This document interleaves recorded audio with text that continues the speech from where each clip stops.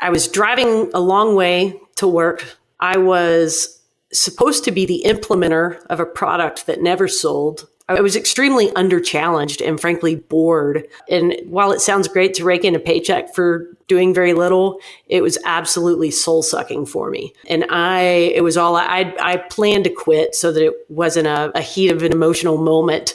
The relief I felt when I did that, I was like, oh my gosh, it just feels like a weight is lifted.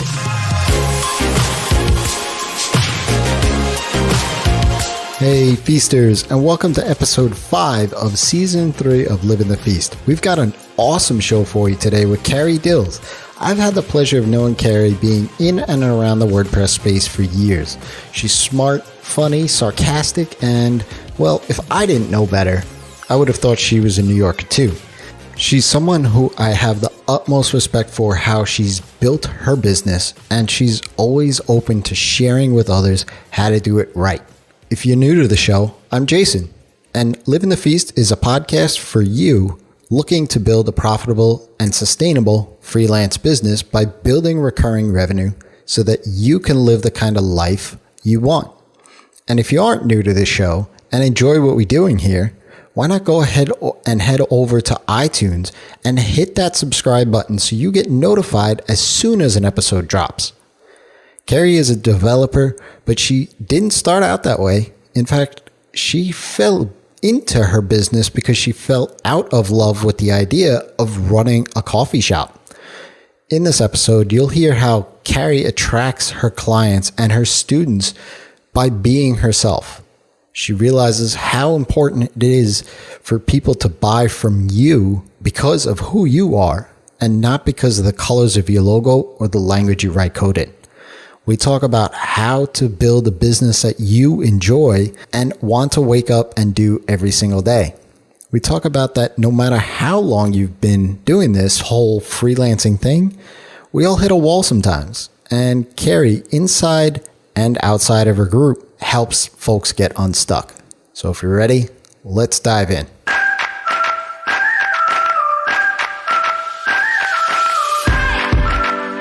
This episode is brought to you by Feast, the premium online coaching and community designed for web developers, designers, marketers, and freelancers of all type wanting to specialize their business and build recurring revenue that's profitable and sustainable. Today's market is ever changing, and yesterday's advice won't cut it. Feast members get access to the roadmap and training library, which includes everything you need to niche down, build recurring revenue, and become that go-to respected person for your services. That, together with monthly roundup calls, exclusive workshops, expert chit-chats, and our Slack community, you'll have everything you need to live the life of your own design. If you're serious about not competing on price and having clients that respect you and your expertise, then join Feast.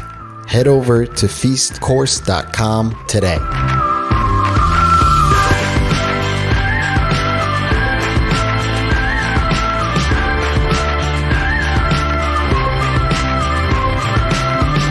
Hey Feasters, welcome to another episode of Living the Feast. Today's featured guest is Carrie Dils. Welcome, Carrie. Thanks, Jason. Great to have you.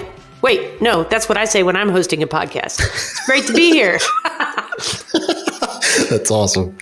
Well, for full disclosure, I've been on Carrie's podcast twice. She's a podcast host at Office Hours FM. It's a great podcast. She's a freelancer, a web developer. She's always open about sharing her experiences of being both of those things, or all three of those things, really. And she's recently launched a course called the Fearless Freelancer, helping other freelancers get out of that 9-to-5 commute kind of grind and, enhance their skill by learning the business side of freelancing. And we'll dive into that as well. But Carrie, I'm sure I didn't do justice to that intro. Why don't you tell us a little bit more about who you are and why you do what you do? Well, I mean, you nailed the high points. Other than that, I sleep, eat, and, pet my dogs. I'm doing freelancing in some form or fashion since the late 90s. Ever since I graduated from school. And just I love it. I love the flexibility that it gives. But of course, as the name of your show implies, there are some times when it's a little bit dry.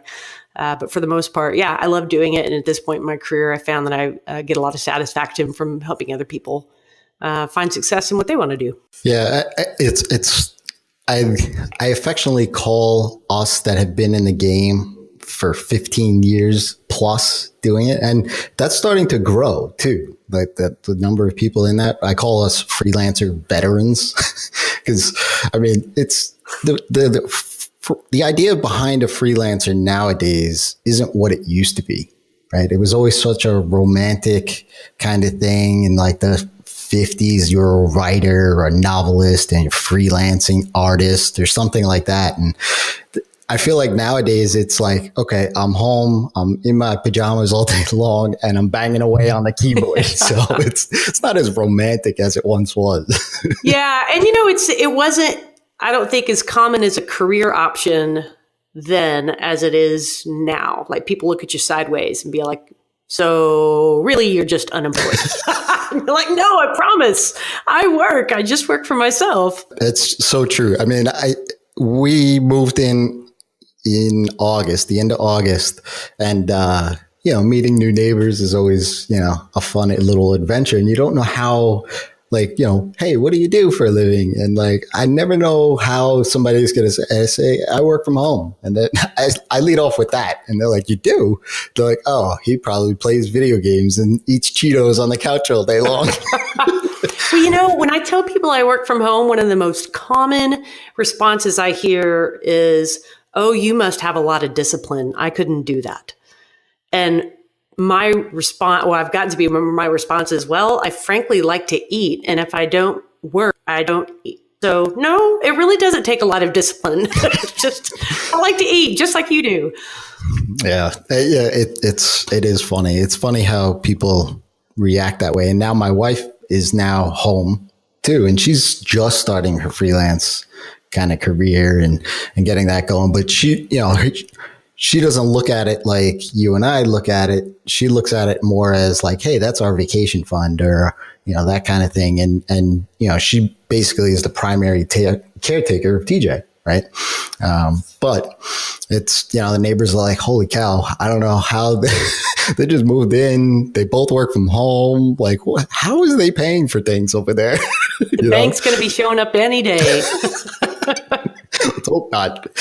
All right. So question that I love to ask people is really, what would you consider your defining moment in life so far? That is a difficult question. There's lots of, getting married. That was a defining moment. I guess it depends on how you define your defining moment. One moment that has always stood out to me was after I decided to leave the cube farm world, which I did go corporate for a little while. I went on a vacation with a buddy from high school, and up in New York, we went to this coffee shop. I think it was called Downtown Uptown, and the vibe was just super cool. They had free internet, which this was the early 2000s, so that was not a thing everywhere. And there was this cool band playing. They served indoor s'mores. They had beer. They had wine, and it was the atmosphere. I wanted to go back and create that here in my hometown. So I got this grand idea, hey, I'm going to open a coffee shop. And, I knew nothing about running a coffee shop. And as the story goes on, I went and got a job at Starbucks to learn the trade. And after a 9-year career with them, determined that I wanted nothing ever to do with a coffee shop. But I kind of say I got my MBA on the run there. I learned so much about running a business when I was managing stores for them. But when I look back, it kind of started with that moment in New York in that coffee shop where I just said, this is freaking awesome. I want to be able to help other people experience this. And now I don't care how they drink their coffee. In a tin can, who cares? Yeah, that was funny. That's interesting because the whole thing that drew you to wanting to own your own coffee shop is the environment that you sat in that one coffee shop. You wanted to recreate that in your own neighborhood. My thought is that do you, in your business now, create a sort of environment that is friendly? How do you do that for your clients to create that experience that, I guess, recreates that thing that you found in New York? Something really big I've learned is just to be yourself. And when you're being natural, that's your most attractive self, versus trying to put on a personality or a facade or act a certain way. And I'm just an informal person. And I've learned to roll with it.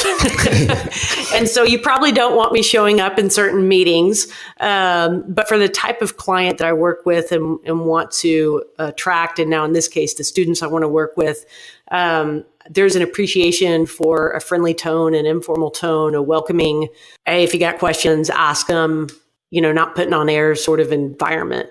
So I guess that's a long way of I don't know if I even answered your question. No. To some degree, yes. I think, but the way creating that environment is being myself. Yeah.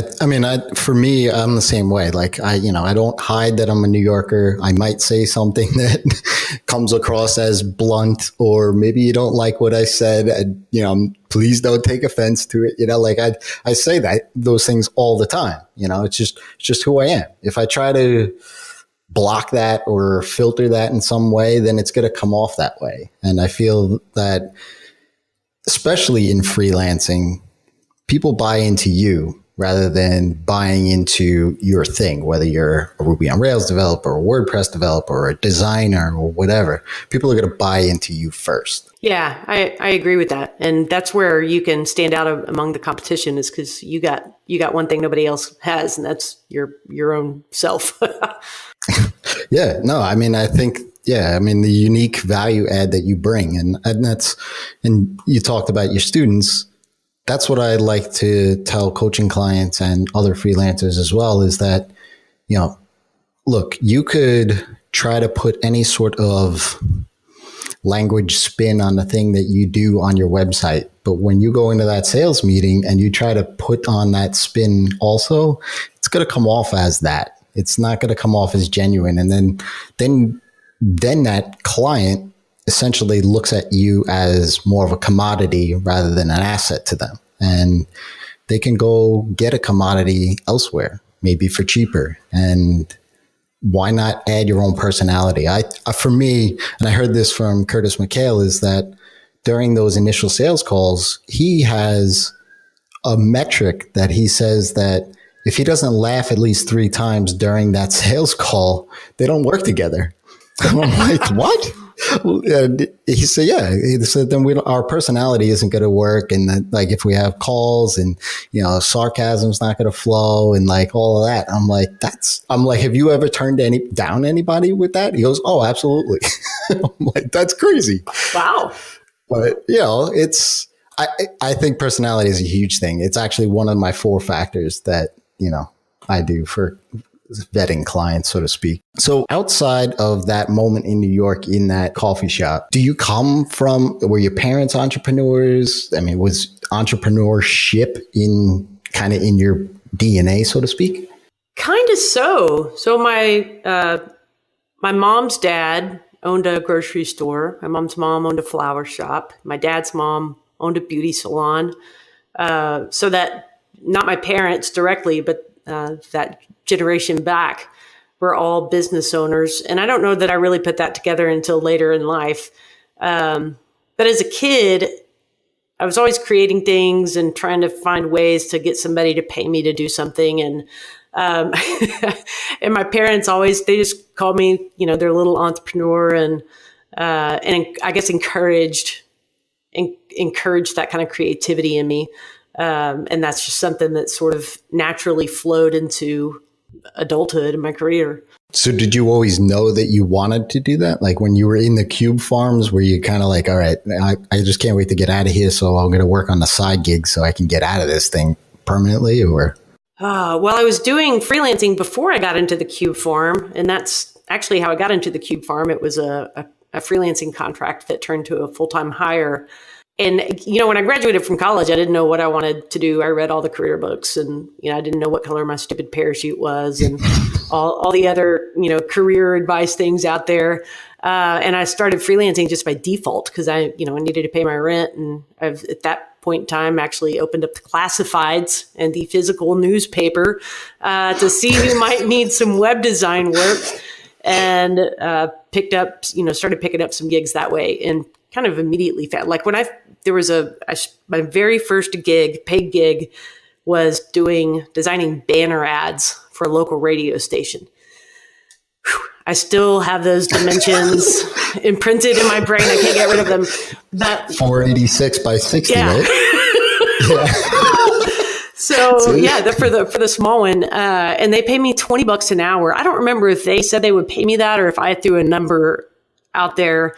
But I got off the phone and I was like, holy cow, someone will pay me $20 an hour. What a huge sum to sit in my apartment and work whatever hours of the day I wanted to work. And I was like, oh my gosh, I think I am in love. I want to do more of this. Yeah, I mean, it's astonishing what you can find when you need to find it, right? Like you said, like you were doing freelancing almost out of self-defense because you have bills to pay. And for me, it was very similar. I was working at the time, I was working for an employment agency as their IT intern, right? But I was the only guy there that did any sort of IT. So I don't know who I was interning with. You were the whole department. Whatever. Exactly. And I was setting up printers and installing mouse drivers and like all of these things. And it wasn't what I wanted to do by any stretch of the imagination. It was just kind of spending cash. And it was getting close to my college career ending. And I'm like, what am I doing? Like you, like, I don't know where I'm going. I don't know what I'm doing. I went to an engineering school. I started out as a CS major, computer science major. And then I shifted over to information management for whatever that meant, because I didn't want to take the physics classes. So it was like I was all over the place. And I did the same thing. I looked in the want ads, the local papers that had businesses that at that time wanted a website because it was like a pool in the backyard at the time. It was a nice to have, and I was like, hey, if somebody pays me doing front page and Dreamweaver work, I can do this, and it was great. Like the fact that you got this check for like a couple, and it was like maybe just over $100 for a few, like 5, 6, 7 hours spent on it. And I was like, this is awesome. What am I doing at working as the IT intern, right? Yeah, and probably not making that much. No, definitely not. So it's like this money tree you could go shake. Right. I like that. Yeah. So you and I have been doing this a long time, and there's probably been multiple times at which there's been lower points. What was the lowest point for you in your career? Lowest financially or lowest emotionally? In your opinion, whatever, because I know for me, it would have been emotionally, but the financial thing was there too at the time. Oh, I've had a number of those moments. I think at one point in my career, I've had quite a few contract to hires. So I try my darndest to freelance, and then it turns out people like me and want to hire me. Dang it. And it's a good problem. Gotta say no. Just say no. It's a good problem to have. But I remember after taking one of those, and I was driving, I had quite a commute, and this was actually the Cube Farm job that was sort of the last one I left before that New York trip. I was driving a long way to work, to and fro. I was supposed to be the implementer of a product that never sold. So basically I was extremely under-challenged and frankly bored. And while it sounds great to rake in a paycheck for doing very little, it was absolutely soul-sucking for me. And I planned to quit so that it wasn't in the heat of an emotional moment. I had a financial number that I wanted, or a bank account number that I wanted to hit before I went in and turned in my notice. But the relief I felt when I did that, I still remember my friend Brittany, she met me for barbecue lunch, and we had a beer, and it was like 1:00 in the afternoon. We were like, here I am, day drinking on a on a Thursday or whatever day it was. And it was my last day. And I was like, oh my gosh, it just feels like a weight is lifted to not know that I never had to go back into that office again. They were great people and all that. They were nice people, but it was, the work itself was. I get that for sure. I did that twice. Second time was actually an accelerated thing where I had a date in mind, and it was my birthday. I was like, I'm going to give myself the birthday gift of quitting. Right. And now it's funny because there's things like Time Hop, right? And like what I was posting on, how miserable I was for about 9 months prior to it. Man, no wonder why they told me in August to get lost, right? Like, but it was like the feeling that, you know what, you have a skill.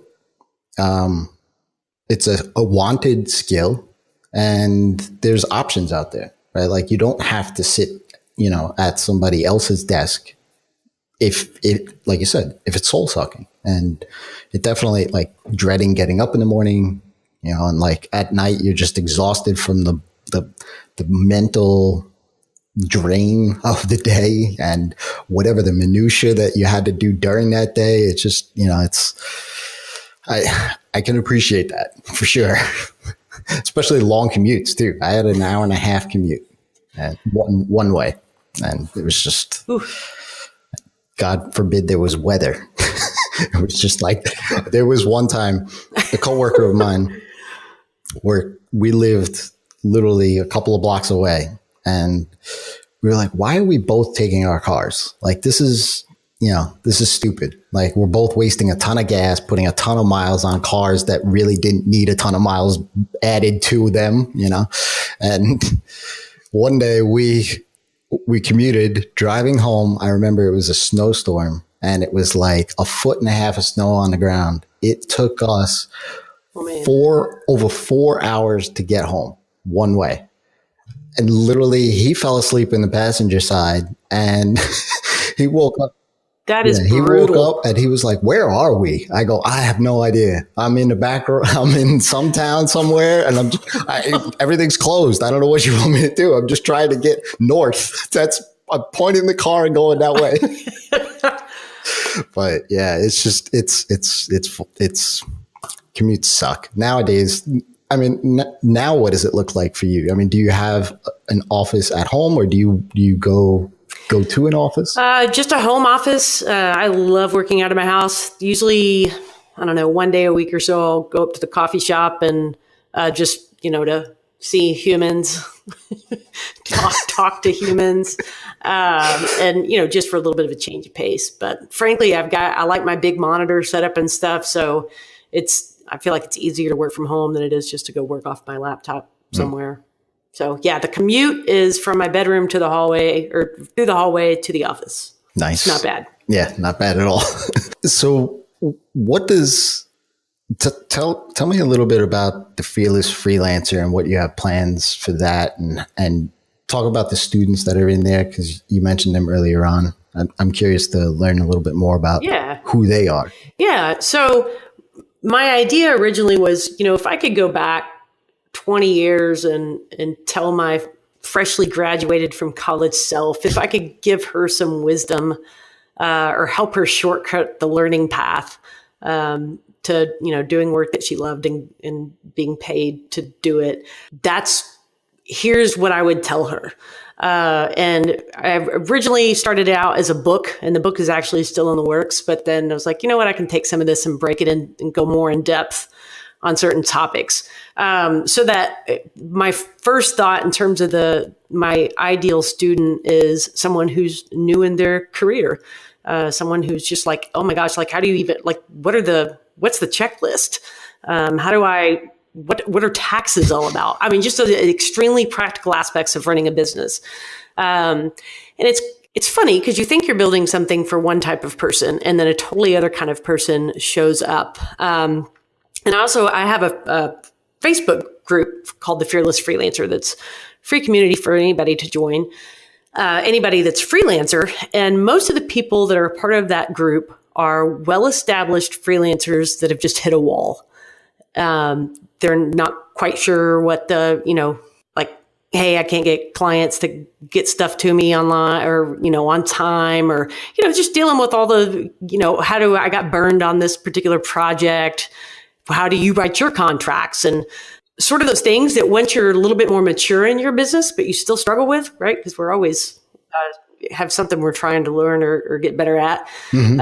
And so I found that that's largely who those students are. But I love the Facebook community that I've got going because it's a place where people collaborate, or collaborate's the wrong word. It's kind of a hodgepodge of people. A lot of them are web developers because that's who my, who my network is and who knows me. But then today I had somebody join that's she's a film director for sci-fi films. I was like, okay, that's pretty freaking cool. So freelancers come in all sorts of flavors. But anyways, the courses that I've got right now over at fearlessfreelancer.com are really geared towards that person who is just either thinking about transitioning from full-time salaried employee to freelance, or they're just kind of getting the wheels up on their freelance business. And as time goes on, I would love to create some content more for that seasoned freelancer that's just feeling a little bit stuck.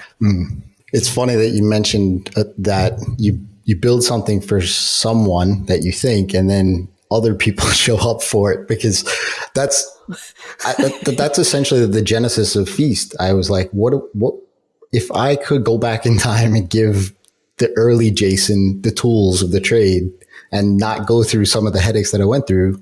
Here it is. Here's Feast. And then I found that it was more, I thought I was building a course or a community really around newbie freelancers or people that are thinking about it. Well, I don't have one single person that isn't less than 5 years in freelancing. Wow. And they're all looking for the same thing. And it's because from what I've learned from them is that they saw how I built my business and they want to know how to do that. So because my business is recurring revenue based, all my clients are that way. I've really niched down on the specific client. I only need a handful of clients. They want to know how to do that. So I've kind of shifted Feast a little bit more towards that. Like, instead of ticking the boxes of like, how do you do taxes and, contracts and stuff, it's more like, how do you pick your niche, or which is such a mindset shift. It's like, I can't tell somebody what they're good at and who they like to work with. You kind of have to figure that out, but I can help try. And I've gone through my notebooks in the past to see like all the notes that I took and stuff. It's great though, because you do learn. I've learned more from them, I think, in the short amount of time than just doing it myself. And like you said, I'm a part of your Facebook group, and that community is very interactive. Like somebody posts something, couple minutes later, somebody follows up with a link or a resource or an answer or something like that. And I find finding communities like that are fleeting, so to speak, I guess. They're not as vibrant in today's market, because I think that the established ones, and this is kind of a general term, it's not everybody, but some of the established ones are still stuck in their old ways. And freelancing nowadays is totally different than it was 5 or even 10 years ago, So I'm curious you said that there's a book. So how does the book, which one was first? The book was first and then the course, right? Yes, but the courses ended up releasing before the book because it takes apparently a very long time to write a book. Maybe someday I'll write a book about how freaking long it takes to write a book. So the book is a collaboration with my friend Diane Kenny, who's another seasoned freelancer, but her experience is very different from mine. So together, I feel like we offer kind of an interesting perspective. But we saw all these people online like offering their business wisdom, and you can make six figures and be sipping pina coladas at the beach and working 4 hours a week. Sorry, Tim Ferriss. I mean, that's great for him, but that's not the real world, or that's not most people's experience. And so we actually titled the book Real World Freelancing. That's meant to be a highly opinionated, like, this is how it is. Let us show you the ropes. We're not going to BS you into just forking over a ton of money for an empty air promise. And that's not to say everybody is spammy and scammy that offers those sort of things online, but I'm kind of tired of seeing it. I don't know if I forgot your question. I just went off on a little rant, a tiny tangent. That's all right. I'm glad you did, because I have before too. So, there is a lot of that pie in the sky, dreamy kind of entrepreneurial, make it rain money kind of lifestyle, Lamborghini in the driveway stuff. I'm glad to hear that you're making a book, but it's opinionated, because, and it doesn't even have to, that word is in and of itself kind of steering that book in a direction. I just think what you said, it's real life. It's real world. This is what we went through. So this is our experience. And, we talked about that in the beginning, is that, it's our personalities that attract people to us, our clients, colleagues, friends, family, that kind of stuff. Well, I guess family, you can't pick your family, but your personality could push them away. But the real world experiences that I have and that you have and somebody else has, it's three different experiences, right? So it's how you are, where you think you are in your life, right? And where you want to get to, your goals that you want to get to. How does that, who can you surround yourself there to be able to maybe learn from and grow, and maybe, and this is why I do the podcasts and write and stuff. It's like, I just want to help the person that's right behind me. Like, if I can help them by telling them what I tripped over, then maybe they don't trip over it. Right. And so is the book on hold, or is it, because for me, I'm like, all right, I want to read this book. Well, I'll send you a draft if you want to edit it. We're in. Well, I don't know if you want me to do that. We're writing the last chapter right now, and then the editing process begins. And frankly, I don't know what that looks like. So, I'll probably have, my mom is really great at grammar. I think you edit for style, then you edit for grammar. And so I'm frankly not sure how long that process takes, but our plan right now is to self-publish on Amazon, sell it digitally, but also probably give the option to do print on demand if people want an actual physical copy of it. Mm-hmm. I'll send you one when it's out. All right, you can pre-read it and give me a great review for the cover. Apparently you need those things. But it's been in the works for, I think the idea originated a couple of years ago, and it's one of those things where, we were talking about before the show, you've got these side projects you work on, but then, all of a sudden you find yourself busy making a living, and it's how, where does the time come in to do these kind of passion projects? And so we're finally getting some time carved out in our schedules just to wrap that thing up. That's great. Yeah, definitely send me the book. I'd love to be able to read it. And I'm not a reader, and that evidently people telling me that's terrible, that you own a business and you're not a reader. And I'm like, whatever, I don't know. I'm like, I don't have time. If I go on the couch at night to read a book, I'm going to fall asleep. So what am I going to do? I'll send you an audio book. Even better. I like those. You got to get Sean Connery to do the voiceover, though. Sean Connery. Yeah. Yes. Real world freelancing. That'd be awesome. That's awesome. That was a good. I wouldn't even try. That's the best I can do on short notice. That's great. That's great. So, aside from the book, what's the future hold? Well, it actually is something that doesn't involve work. In September, for the first time ever, I guess you could say I'm taking a sabbatical, but I'm doing a 35-day hike through Spain with my dad. And Awesome. I'm just ridiculously excited about it. But in order to take that time off, there's the physical aspect of just, and then also trying to get my business to a place. Like you, I do a lot of recurring revenue-based business, trying to set up all the wheels in the cog so that I'm able to step out of my business for that length of time and still be able to generate some income. So we'll see how it goes. Yeah, well, that's awesome. Well, that's great. I mean, hey, the pictures and all that other stuff. I mean, you're going to be camping out and all of that. Like it's we'll be staying in probably hostels along the way, or albergues I think that's the Spanish word for. I call them Albuquerques. Because that's easier for probably just offended people, but so it's the Camino de Santiago is the trail that we're hiking, and so there are a lot of they call the hikers pilgrims.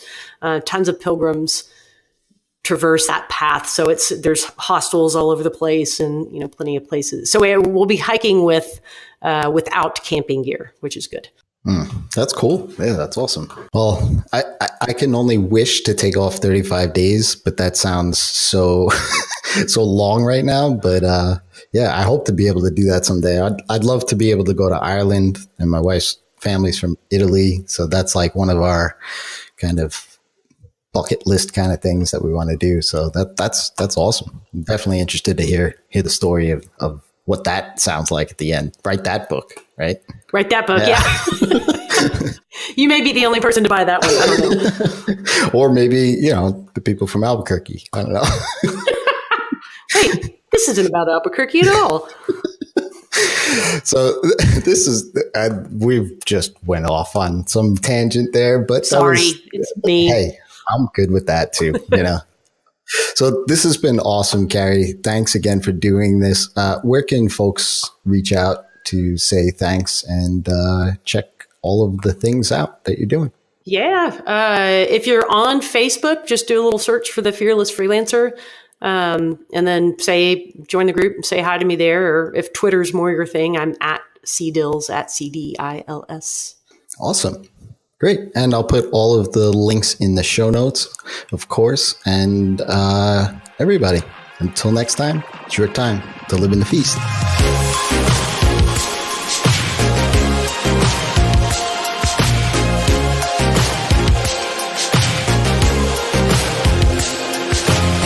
Thank you so much for listening to the show today. I don't take that for granted. It's your time, and I want to respect that, so I hope you get tons of value out of that. I would love for you to head on over to Live in the Feast and subscribe to the podcast. Leave Carrie and I a 5-star rating and review in iTunes, as it's going to help others find this episode too. Next week, I'll be back with Vincent Puglisi, where we have an amazing conversation around focus, getting and remaining debt-free, and playing in the mud with bugs. Until then, it's your time to live in the feast.